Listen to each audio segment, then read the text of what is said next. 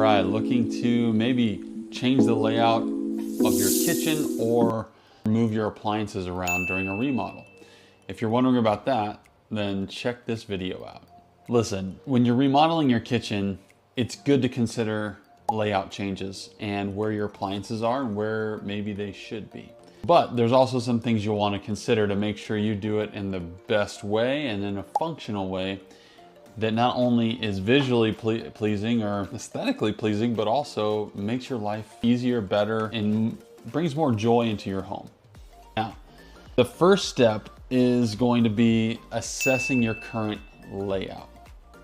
You may need the help of a designer for this step. I think it would be very helpful for you to hire a designer. If you're working with Texas Cabinet Solutions, we have a designer. Our first step, after we give you a free estimate over the phone, the next step would be the design process, where you do work with a professional designer through me.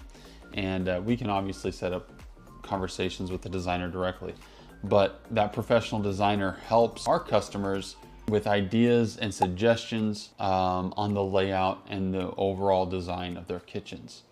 And so I would highly recommend it. One designer that I personally know and is a great guy is Mark Toblin. He has a YouTube channel called Mark Tobin Kitchen Design, I believe. And it is a fantastic channel. If you have any questions about design, layout, he has some fantastic answers. And he also offers design consultations and help with design. So that would be a good resource for you as well. But you want to assess your current layout. You want to think about what appliances do you use, not just fridge, sink, oven, stove, but you also want to think about microwave, air fryer, KitchenAid, mixer, all the different things that you use regularly. Do you like where they are now? Are you having to bend down and get them out of a cabinet every time you use it? Is it something you use regularly? Where do you want it stored ideally? Where is the spot that you like to use it? And consider those things and think about ways that maybe you could improve the ease of use, or maybe you could have it stored somewhere where it was already ready to use, where you didn't have to get it out of a cabinet, for example. Aesthetic, considerations are there as well, but you also really want to focus on functionality during this process. You want to make sure that, yes, does it look nice, but are you going over and far beyond where you really need to make it look nice, but it's making it really hard to use, right? So assess your current layout, figure out what you like about it, what you don't like, what you'd like to be more functional, what you'd like to look better. All right, and then you want to plan your new layout. So that would be the next step. And you've probably heard the phrase, the kitchen triangle. And it's basically, the idea is that you would have your fridge and your sink and your stove sort of in a triangle in your kitchen, so that you could easily walk to any of them without getting in the way of another person or yourself. I learned from Mark Tobin actually that it is a great philosophy and concept to think about, but the kitchen triangle is a little bit outdated because we just use our kitchens differently than we did when that idea came about.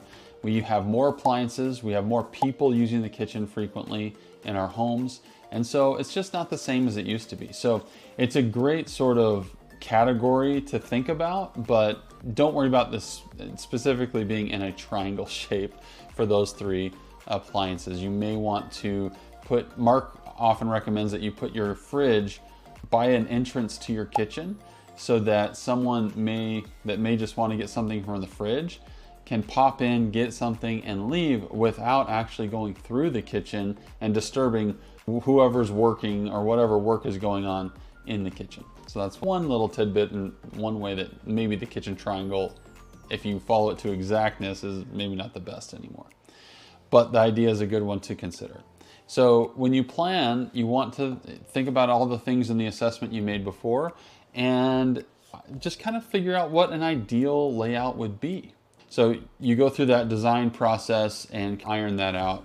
Now there's other things that you'll want to consider, but you want to think about when you're moving your appliances. There's going to be probably changes to the infrastructure of your home, specifically plumbing and electrical.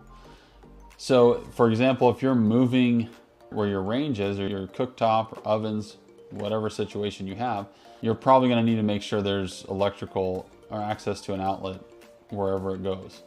If you're going to move your fridge, most fridges these days have electrical hookup as well as water hookup.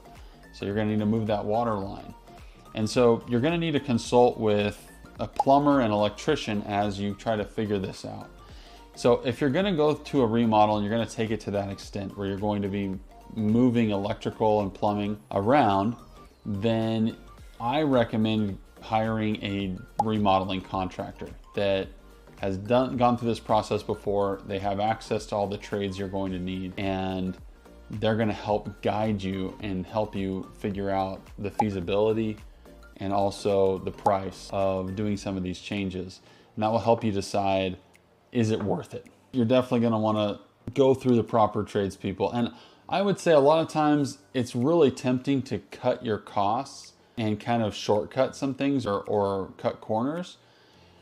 However, when you're dealing with plumbing and electrical, you just really want to do it the right way. So make sure you have a great contractor that will hire good help and advise you correctly. Some things to consider, especially when you're moving plumbing, you want to consider ventilation requirements to make sure that you can vent, because if you don't have proper ventilation in your plumbing, your water will not flow. So you need to make sure you get that right. Don't cut corners when it comes to ventilation. Go with the more expensive parts, go with the better design. And again, I'm not a plumber, I don't know, but you want to get it right. Another thing to consider is maybe you're moving walls. Maybe you want to change the layout and you need to move a wall or remove a wall, add a wall. Especially when removing walls, you need to make sure that you consider the structural changes of that may cause. So if you're a DIYer, don't just start knocking walls out. I'm sure everyone, for the most part, knows some of your walls are load bearing. If they're load bearing, do not touch it unless you know what you're doing, right? So for example, again, I'm not an expert in this, but I know a friend of mine, Jordan Holsey, and he runs a company called Load Bearing Beam Masters, and they are the specialists for load bearing walls. They can move walls, they can change the way that your home is, the weight is distributed so that it is safe and it's structurally sound, and you can kind of get the design you want.